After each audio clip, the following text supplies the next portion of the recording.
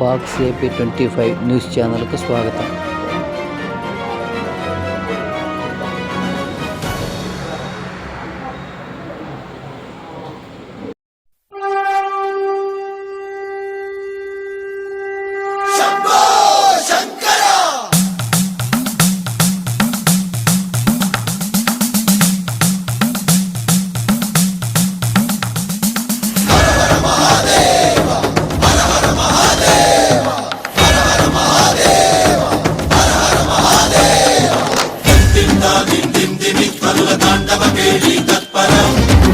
Manjula సింజిని చతుల Lasya వినోదవ Shankara